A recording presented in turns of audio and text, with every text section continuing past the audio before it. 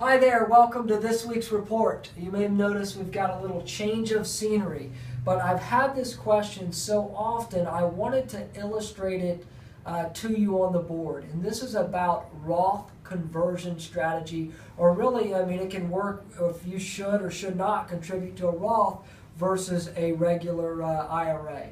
So let's make a couple of assumptions. You have $150,000 in an IRA and $37,500 in a non-qualified or after-tax account. Option one, you can invest your $150,000 outside of the IRA. In the IRA, and let's just assume that it doubles for simplicity's sake. You end up with $300,000 in the IRA. You will pay, let's assume, about 25% tax when you withdraw the money, leaving you with $225,000.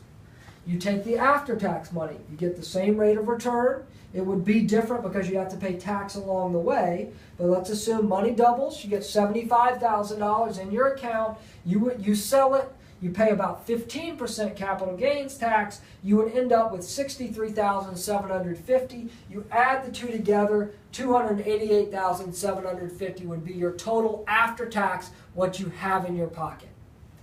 Option two, you convert the $150,000 IRA into a Roth and take the $37,500 to pay the tax. So now all you have is a $150,000 IRA without the $37,500 after tax. And if you see the same rate of return in the Roth, $300,000, there's no tax on Roth, there's no minimum distribution, you end up with $300,000.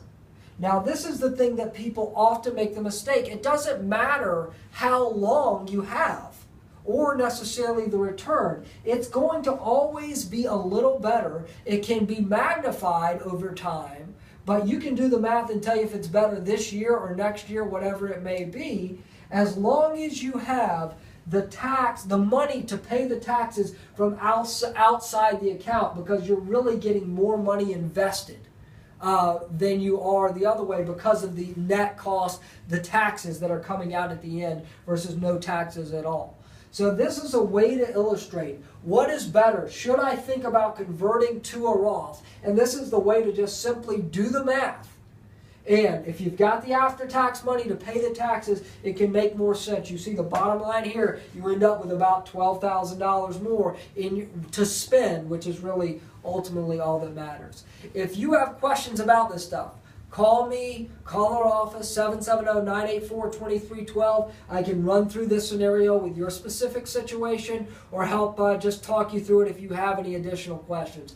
One thought just off the top of my head is a lot of tax rates are very uncertain in the future. So if tax rates change lower, it's obviously more favorable in here. If they change higher, it's more favorable there. So it's no way to predict. Don't hesitate to call us.